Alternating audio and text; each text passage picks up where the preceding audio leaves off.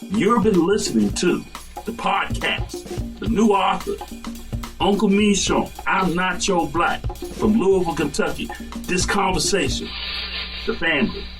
You're welcome back. This is Uncle Meshorn from Louisville, Kentucky. I actually wrote a book, no college degree, and the title of my book, I'm Not Your Black, America.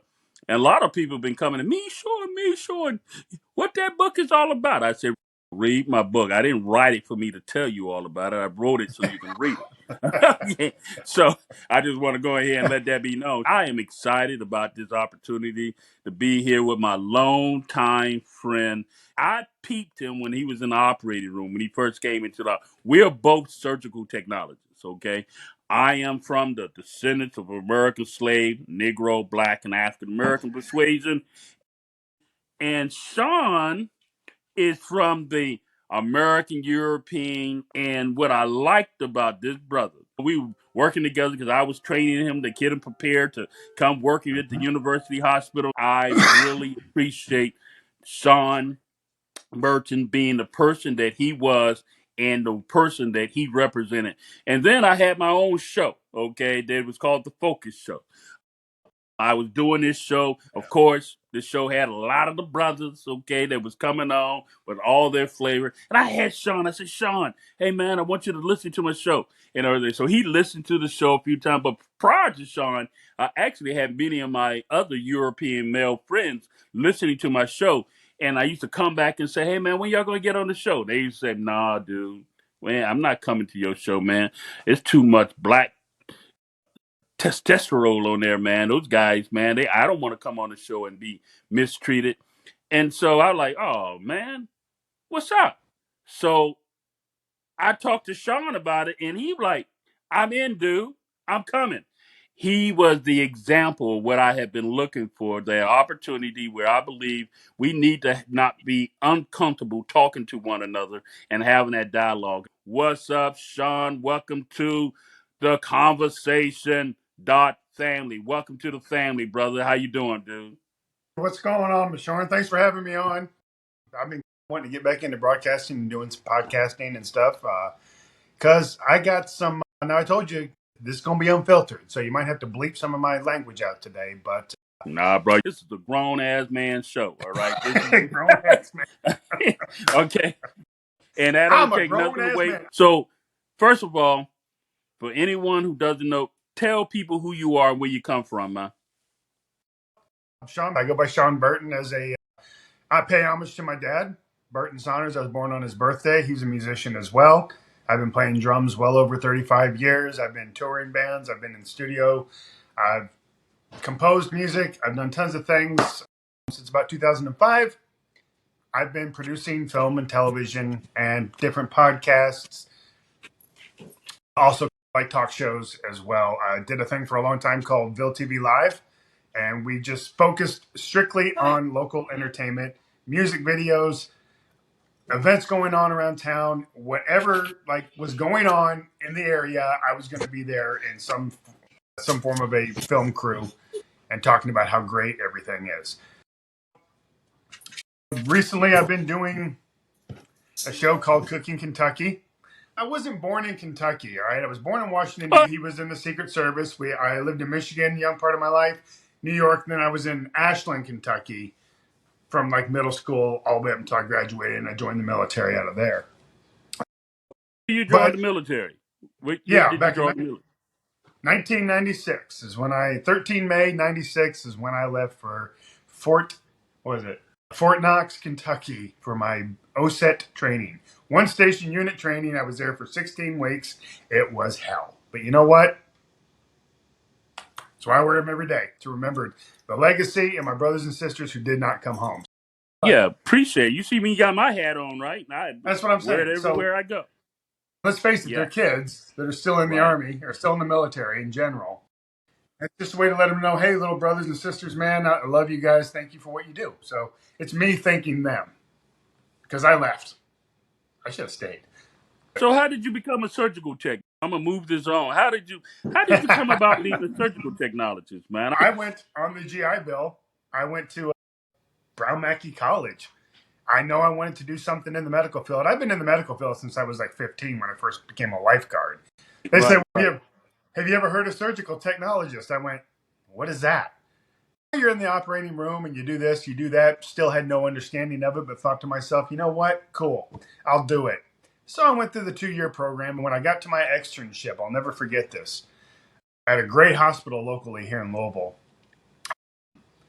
my very first surgery, I'm in there and it's an open belly case.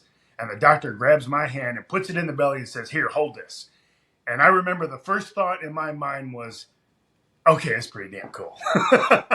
Because I honestly thought once I got into the operating room, Meshorn, that I was going to freak out.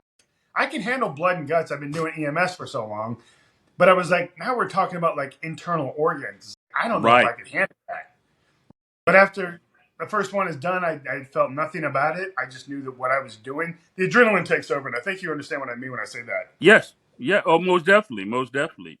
It might be gross, but you know that what you're doing at that particular moment is going to help that person on that table later.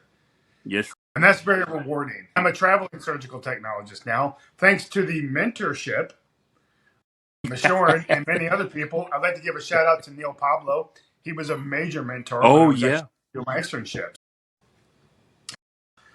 And I've been blessed. I've been blessed with great mentors, and I've been blessed with some great doctors and nurses who have taught me a lot. I think my time at University of Louisville Hospital really So prepared. how long you been a surgical tech now? 14 years. Wow. Has it been 14 years since you came 14. Yep. through? It is 14 14. years, man. That shows how far we've been. That shows how long we've been knowing one another, too, man. It's been 14 years since you came through the university hospital. I got trained in the military. My reason for becoming a surgical technologist is because in the military, I went in as a cook, as an infantry cook, and I had done that for 3 years, and it was time for me to reenlist. And my godfather from Miami told me, find something in the military that you can do. So I came back to my recruiter to talk about reenlisting and learn that my ASVAB score that I originally took to come into the military, dude, I actually failed it, bro. It was under 50. The recruiter, the educational person said, "Sir, I don't even know how you became how you became a cook because you didn't pass the ASVAB." No shit. Like, So they were just I like, did screw it, not. just put him in there as a cook. Well, what happened? No, how did I get in the military? Because I discovered that I'd failed the ASVAB test.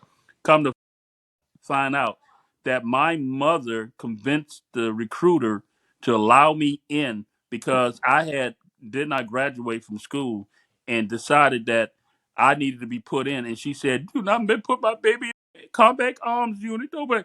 And and basically, he said, "I'm gonna make him a cook, but if he fails being a cook, he's going straight to infantry."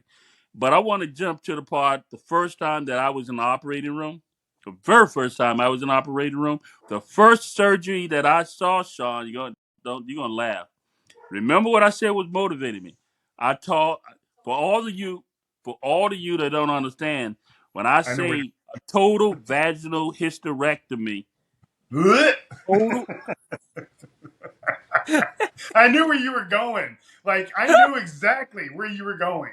I the mean, first like now. surgery. See, like I tell people now, it's like, listen, I'm the GYN king, which used to mean something completely different when I was much younger.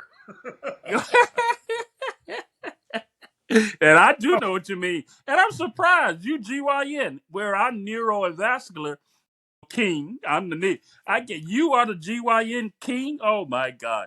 It I ain't don't by think I choice, my met friend. a male tech that is a GYN king. Yeah. Like you really want to come into the operating room and looking at me going, huh, I'm getting ready to be complete spread eagle in front of this guy. Yeah. This ain't by choice, man, okay? This is because I go where I'm needed as a traveler and that's it. So Wow. So you do the robots and everything, huh? the only thing I cannot do is heart and transplant. It's not that I could not do it. It's just Is that I that chose not to? everywhere I go, there's teams already dedicated for that. Those people who don't understand, I'm going to let you tell people what is a surgical technologist. We are basically, now this is going to piss off some of my surgical tech people, and I'll explain better, but basically we're the chimpanzees that hand the instruments to the doctor. You could teach a chimpanzee to do what we do. Okay? Now, I know some people are pissed off right now at me about that, but listen to me, okay? It's very important. Basically, we're in charge of the entire surgical or the sterility of the surgery. We set up the cases, we set up the OR tables. Once the patient is to sleep, we help with draping. We run all the suction and the Bovie cord. Those that don't know Bovie, it's an electrical surgical cardio or it's basically a big knife that takes electricity and cuts and coagulates stuff. There. During the whole surgery, we're basically handing the instruments to the doctor, make sure they have all the equipment, all the medicines, locals. During the whole surgery, we're basically handing the instruments to the doctor, make sure they have all the equipment, all the medicines, locals. That's what we do. And like I said, it's not a difficult job. It's a rewarding job. We are known as the surgical technologists, okay, in the operating room. We're the fourth professional person in the room, okay, and we are the only one in the room that has no, as I would say, no legal liability, okay, as Yeah. everybody else in the room. Would you agree with that, Sean? 100%. That's why, like, when we count And that's instruments and we why I count love stuff. it. Okay, we're not the nurse, we're not the anesthesiologist, we're not the doctor that's doing the surgery. We are the surgical technologists. And the interesting thing is, none of them can do their job without us doing our job. If we don't have our act together, we play a very important role. I passed out the very first time I walked in the operating room and I saw that total vaginal hysterectomy. I passed out because you laughed, and a lot of people don't understand. I didn't know what that meant. And then when I woke up, I saw all these white people laughing at me because I had never been in the operating room where it was everybody in the room was white. Everybody in the room was white.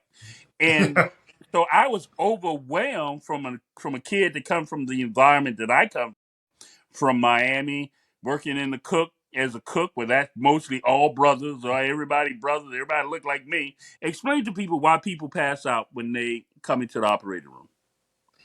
A lot of things can trigger a pass out, one of which could be a smell. Believe it or not, blood is very high smelling and iron. So sometimes Right. that will actually trigger somebody's sensitive. Your senses go into overload. You're visually seeing a live person completely opened or completely spread eagle with all kinds of instruments in places that don't need to be. So Right. that can be overwhelming. Uh, Most of the ORs are very cold, but sometimes you can get that hot flash real quick and you're like, I don't know about this. Maybe you didn't eat. Our mind is like a computer, okay?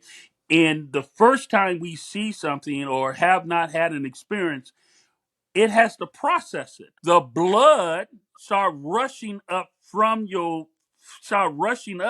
and it warm.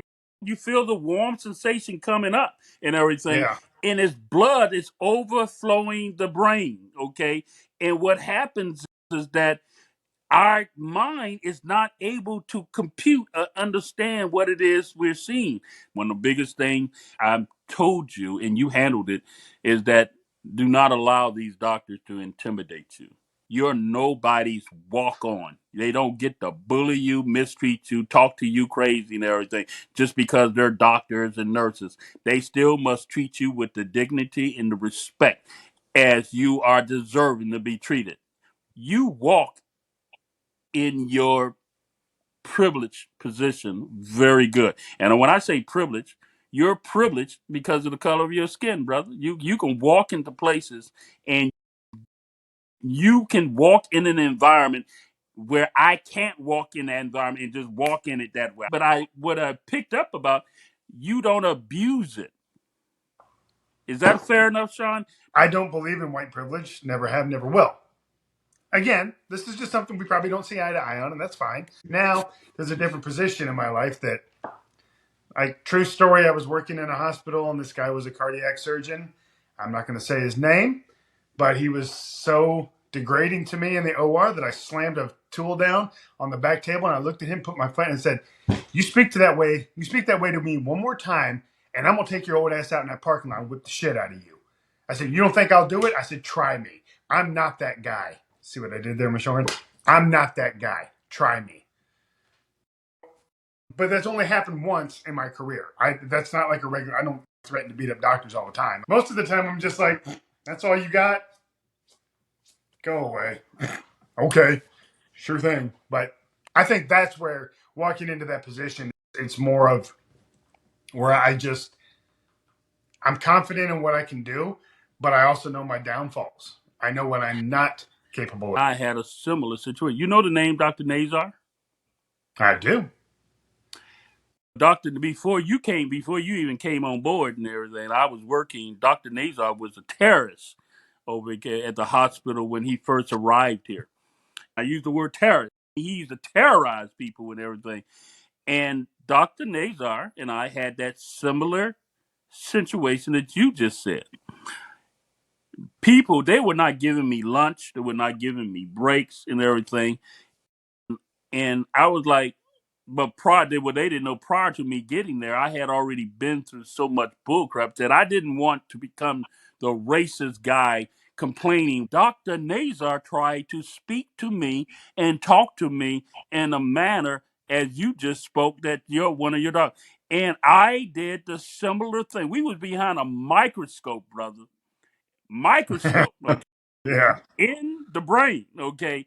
And he said something crazy off the wall to me, dude.